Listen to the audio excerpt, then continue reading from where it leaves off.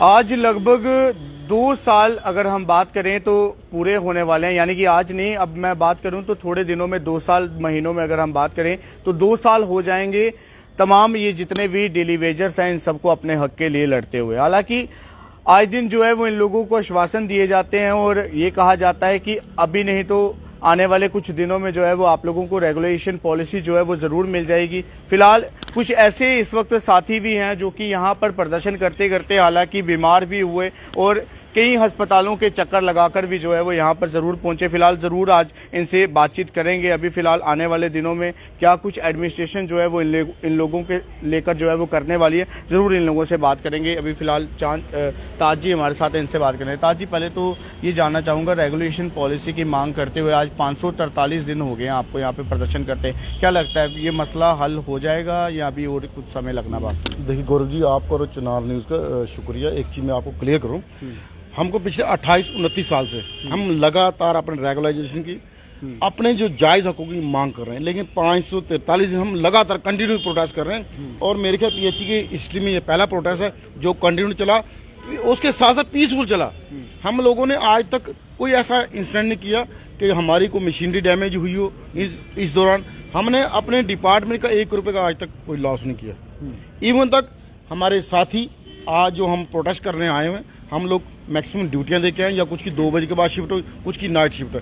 हम लोग आज भी काम चला रहे हैं कि डिप काम साहब ने जो हमें एश्योर किया था 17 अक्टूबर 2022 को कि आप लोग काम पे रूटीन प्रोटेस्ट करिए, आप काम पे लौट जाइए। हम उनकी बात पे उन्होंने कुछ बातें उन्होंने पूरी भी करवाई, जैसे हमारे 12 वेजेस पूरी साल की मिल रही, उसके बाद 320 लोग जो डेथ के उनको पैसे मिले। आज जो मुद्दा हमारा है, हमारा मुद्दा मेन रेगुलाइजेशन का है। हमारे साथ कुछ 4-6 महीने पहले वादा ये किया गया था प्रिंसिपल सेक्रेटरी साहब की तरफ से कि हम आपका 18 से लेकर जितना पेंडिंग है वो दे देंगे, लेकिन उस पर अभी तक हमें ग्राउंड पे जो है या हमारे अकाउंटों में अभी तक नहीं वो आया। एक नंबर। दूसरा नंबर, जो एलजी साहब ने 11 नवंबर 2020 को वादा किया था कि डीडीसी इलेक्शन के बाद आपका रेगुलर प्रोसेस स्टार्ट हो जाएगा, और एलजी साहब ने उसके बाद कई बार मीडिया से रूबरू होते हुए ये बात बोली।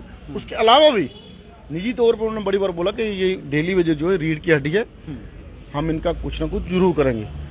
लेकिन हमें तब ये था, ना जाने कौन सुपर एलजी बन के बैठा हुआ है। कुछ लोग तब ऑफिसर ऐसे थे जो नहीं चाहते थे गरीब कुछ काम करे, लेकिन वो वही ऑफिसर कोविड के दौरान वर्क फ्रॉम होम कर रहे थे, लेकिन हम लोग तब भी ग्राउंड में काम कर रहे थे। आज भी हम ग्राउंड में हैं।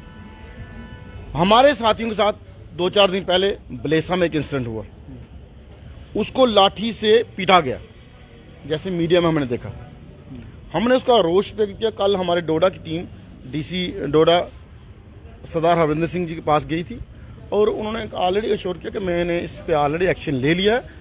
कोई भी मेरा मुलाजिम, उन्होंने कहा छोटे से होकर बड़ा, ये हमारी टीम है, कोई भी मुलाजिम होगा हम उसकी प्रोटेक्शन उसके साथ है, कोई भी गलत नहीं करेगा। डेली वेजर की आज तक आपने कभी कोई न्यूज़ सुनी कि डेली वेजर किसी करप्शन के चार्जेस में या किसी और में? कभी नहीं। हम लोग पूरी ईमानदारी से ड्यूटी करते हैं और प्रशासन से भी ये चाहते हैं हमारी जायज़ मांगे जो हैं, जैसे SRO 64 के तहत रेगुलाइजेशन पेंडिंग 72 है, 75 है, 85 अलग अलग डिवीजन में है, वो दिया जाए। उसके साथ साथ जो हम कह रहे हैं कि 3 हमारी डिमांड और हैं, जैसे हमारा साथी कोई 60 साल का रिटायर हो घर जा रहा है, उसको उसका 1-2 में सारा दिया जाए और उसको पेंशनरी बेनिफिट सारे दिए जाए। चौथी हमारी डिमांड थी जो डेथ केस हैं, डेथ केस अभी भी कुछ रहते हैं, मतलब अगर 320 डेथ केस में पैसे गए तो इससे थोड़े ज़्यादा और भी रहते होंगे। तो हमारा ये है कि सरकार इसको अपना स्टैंड क्लियर करे। हमारा 400-500 करोड़ जो सरकार के पास है, एक तो वो दिया जाए। दूसरा ये है कि हमें ये बताए हम कहाँ गलत हैं। क्या हम 24/7 काम करते हैं, एसेंशियल सर्विस हम हैं, लेकिन गवर्नमेंट की तरफ से कोई भी स्कीम गवर्नमेंट की आती है, ग्राउंड पे उसका हमें बेनिफिट नहीं दिया जाता। क्या लगता है फिर चुनाव होने चाहिए जम्मू कश्मीर में या नहीं होने चाहिए? क्योंकि अभी आप कह रहे हैं कि उप राज्यपाल मनोज सिन्हा की एडमिनिस्ट्रेशन से हम बार बार कह रहे हैं, लेकिन कोई भी सुनवाई नहीं हो रही। क्या लगता है अगर यहाँ पर किसी भी पार्टी की अगर सरकार होती है तो आप लोगों की सुनवाई हो सकती है या नहीं? देखिए पहले भी जैसे कांग्रेस रही है, नेशनल कॉन्फ्रेंस रही है, आपने गुहार लगाई है, उस समय आप सबको जो है वो आरोप लगाए जाते हैं कि बैकडोर एंट्रीज भी कई साथी थे जिनको दी गई। क्या लगता है अगर यहाँ पर अभी कोई सरकार आती है या फिर जैसे पहले बनाई गई थी, टीम बनाई गई थी, जैसे यहाँ पर पूरी जांच भी हुई कि तमाम डेली वेजेस को लेकर, क्या लगता है उसका कोई हो सकता है, कोई हल निकल सकता है उन सब? देखिए, एक तो गौरव जी, जैसे आपने कहा कि इलेक्शन या चुनाव होने चाहिए नहीं होने चाहिए, देखिए डेमोक्रेटिक सेटअप है, चुनाव हो तो हम उसमें हिस्सा लें ना लें वो अलग इशू है, ठीक है। चुनाव होंगे तो हम उसमें हिस्सा लेंगे जरूर, लेकिन हमें चुनावों के बाद कोई भी रूप सरकार है हमें कोई उम्मीद नहीं। कारण उसका 94 के बाद 96 में इलेक्शन हुए, एक पार्टी सत्ता में आई, उन्होंने तब भी वादा किया था हम आपको रेगुलाइज करें, उसके बाद 2002 तक वो रहे। 2002 के बाद दो पार्टियों का गठजोड़ की सरकार आई, उन्होंने इलेक्शन मैनिफेस्टो में कहा हम आपको रेगुलाइज करें। उसके बाद 2009 में फिर गठजोड़ सरकार आई, उन्होंने भी कहा हम डेली वेज को रेगुलाइज करेंगे। 2014 तक वो भी रहे, उन्होंने भी रेगुलाइज किया। 14 के बाद बीजेपी ने यह वादा किया था हम जम्मू कश्मीर की सत्ता में कभी नहीं आए, अगर हम केंद्र में फुल मेजॉरिटी में जम्मू कश्मीर की सत्ता में आएंगे हम आपको रेगुलाइज करेंगे। और बदकिस्मती देखिए, उसके बाद उन्होंने एक लूला लंगड़ा एक एसआर बनाया, पीडीपी और बीजेपी ने SRO-520, उसके तहत कम से कम 7,000 के करीब हमारी फाइल जो है वो सेक्टर गई। उसके बाद जैसे कुछ हमारे साथियों का जनवरी में जैसे उनकी GSA लगा, उनको सारी committee, high power committee clear किया। जिनको जनवरी में PHE के डिपार्टमेंट लगा वो आज GSA के पेन ले रहे, जिसको हम SR-520 में इनहांसमेंट वेजेस का रेगुलाइजेशन कहते हैं, वो रेगुलाइज नहीं हुए। लेकिन अगर PWD का जून में आया सेम ईयर को, वो आज 30,000 ले रहे हैं। या बाकी सिर्फ PHE को डेलिबरेटली छोड़ दिया गया। इस बात का हमें दुख है, सरकार से कहीं भी हमारी बात हुई, जिस भी फोरम पे, जिस भी टेबल पे टॉक हुई, हमने यही कहा कि आप बताइए हमारा कसूर क्या। एक दूसरा जैसे आपने कहा कि आप क्या उम्मीद कर, हमें अभी तक गवर्नर रूल भी देख लिया, LG प्रशासन भी देख लिया, उसके साथ साथ जितनी इलेक्टेड गवर्नमेंट, चीफ मिनिस्टर भी देख लिए। हमारे लिए आज तक कोई पार्टियों, ये है कि इलेक्शन दौरान कभी वेजेस बढ़ा देते थे, कभी कुछ, लेकिन वहां पे ये कुछ ना कुछ सुनवाई हो तो वो ये नहीं कहते थे कि आप बैकडोर हो। अब यहाँ पे क्या है, जो ऑफिस उस टाइम लगे थे, चाहे वो उस टाइम सेक्रेटरी थे या कुछ थे, उनके जिस डिपार्टमेंट में सेक्रेटरी थे वो उनके डिपार्टमेंट में डेली वेज लगे। और उस डिपार्टमेंट, जैसे PDD का डिपार्टमेंट था, PDD को LG साहब ने वादा कि हम 20,000 लोगों को पोस्टर देने को रेगुलाइज करने जा रहे हैं, वो भी तो डेली वेज ने। जब माननीय जम्मू कश्मीर हाई कोर्ट ने लोग रेगुलाइज किए, जब म्यूनसिपैलिटी के लिए वादा किया गया कि हम आपको रेगुलाइज करने जाए, वो भी तो हमारे तरह लगे हुए हैं। तो ये एक आंख से मत देखा जाए। हम ये क्लियर कहते हैं हम एसेंशियल सर्विस है, सरकार से आज भी हमारी ये डिमांड है 543 दिनों में सरकार अपना स्टैंड क्लियर करे। हमें रखना है तो हम बगैर रेगुलेशन का काम नहीं करेंगे। अब नहीं रखना हमारा पेंडिंग, हम कोई और काम करें। क्या जो डेली वेज नहीं लगा वो बच्चे नहीं पाल रहा? क्या दुनिया में सिर्फ डेली वेजर से काम चल रहा है? और ये दुनिया का पहला निजाम है जम्मू कश्मीर का जिसने गरीब लेबर क्लास का इतना बड़ी अमाउंट में पैसा देना है। तो आप ये कहिए किसके दिल में रहम है? किसी के दिल में रहम नहीं है। LG साहब जब आए थे हमने सुना विकास पुरुष हैं, आज उनको 3-4 साल हो गए और हमें मिले हुए 3 साढ़े 3 साल उनको मिले, हमसे होने लगे। आज तक उनको उनका वादा ग्राउंड पे नहीं आया। तो अब जो नया सेटअप आया, नए चीफ सेक्रेटरी साहब आए, तो हमारी उम्मीद रहेगी कि वो एम्प्लॉयज फ्रेंडली रहेंगे, चाहे वो डेली वेज हो चाहे अगर आप एम्प्लॉयज फ्रेंडली रहेंगे तो आप सबसे प्रोग्रेस से अच्छी तरीके से काम ले चलेंगे, ये निज़ाम अच्छी तरीके चलेगा। जैसे खुद ये बड़े बड़े ऑफिसर कहते हैं कि डेली वेजर चाहे PHE का चाहे किसी भी डिपार्टमेंट का वो रीढ़ की हड्डी है। तो रीढ़ की हड्डी को क्यों तोड़ने पे तोड़े हैं? हमारा सीधा और स्पष्ट सवाल है। हम अपने बच्चों के लिए रोजी रोटी मांग रहे हैं, उनकी एजुकेशन के लिए मांग रहे हैं, हमको ज़्यादा नहीं मांग रहे। आप कहाँ से आए हैं? मैं Chaudhary Mohammad Shafi, district Rajouri, united front member, Rajouri से। तो क्या लगता है कि ये रेगुलेशन पॉलिसी जो है वो इतना समय क्यों लगाया जा रहा है? आखिरकार कहाँ पर, अगर सभी कह रहे हैं कि रेगुलेशन पॉलिसी मिलनी चाहिए, तो फिर कहाँ पर जो है वो परेशानी आ रही है? तो टेक्निकल फॉल्ट हो सकते हैं। मुर्गा बिरयानी सब कुछ पसंद है, पेट में हो गैस तो फिर खाएं क्या?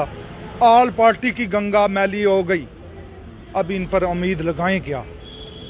तमाम पार्टियां हमने देखी, नेशनल कॉन्फ्रेंस, कांग्रेस, PDP और इलाकाई पार्टियां, सबसे हम नाउम्मीद थे। हम उम्मीद कर रहे थे भारतीय जनता पार्टी से, और आपने प्रधानमंत्री जी से, गृह मंत्री जी से हम उम्मीद कर रहे थे कि हमें इंसाफ मिलेगा, इस दरवाजे से हमें इंसाफ मिलेगा।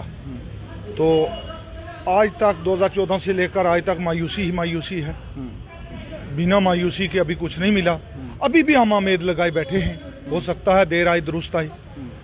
तो हम यही तवक्को रखेंगे प्रधानमंत्री जी से, गृह मंत्री जी से, एलजी से कि वो गरीबों के हक में, ये टेलीविजनों के हक में बेहतरीन पॉलिसी लाएं और हमारे भी चूल्हे जलें, हमारे भी बच्चे पढ़ सकें। तो ये हम उम्मीद भारतीय जनता पार्टी से रखते हैं। आज तो ये भी कहा जाता है कि कहीं बैकडोर एंट्रेंस भी जो है वो ज़रूर हुई है। क्या लगता है कि वो उन सबको लेकर कोई कार्रवाई होनी चाहिए अगर ऐसा हुआ है? इसकी बात बैकडोर एंट्री है ही नहीं, कहीं भी बैकडोर एंट्री नहीं है। कितनी मर्तबा आज मेरे हिसाब से इनको कहते हुए 10 साल हो चुके हैं बैकडोर एंट्री, आज तक बैकडोर एंट्री साबित कर सके हैं? बैकडोर एंट्री साबित की है इन्होंने? फिर क्या लगता है क्यों कहा जाता है ये सब? ये टाल मटोली है, टाल मटोली। हमारे जहन को कन्वर्ट करते हैं, टाल मटोली करते हैं, हमें सस्पेंस में डालते हैं कि हमारे कुछ दिन निकल जाएं। पर और क्या है, 72 महीने की पेंडिंग वेजेज है, बिना सैलरी के काम लें, बदवा मजदूरी लें इन लोगों से। तो ये सब कुछ आपके सामने है। और इसमें फिलहाल अगर एलजी साहब देख रहे हो, अगर चीफ सेक्रेटरी अटल डुल्लू जी देख रहे हो, कुछ कहना चाहेंगे? क्योंकि पहले तो ये कहा जाता था। मेरी चीफ सेक्रेटरी जी से उम्मीद है, वो हमारी रियासत के हैं, वो हमारे दर्द समझते हैं, हमारे इलाकाई सब प्रॉब्लम समझते हैं। और हमारे डिस्ट्रिक्ट रजौरी में वो डीसी रहकर आए हैं अटल डुल्लू जी, मैं उनका अच्छे तरीके से वाकिफ हूँ और वो एक ईमानदार होनेस्ट ऑफिसर हैं। उनसे मेरी उम्मीद है कि वो हमारी पॉलिसी पर गौर करें और हमारी पॉलिसी बनाएं, और मैं उम्मीद करता हूं वो हमारे लिए कुछ न कुछ करेंगे भी।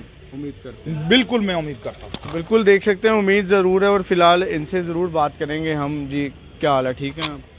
ठीक है सर, अभी कट रही है जिंदगी उसके भरोसे।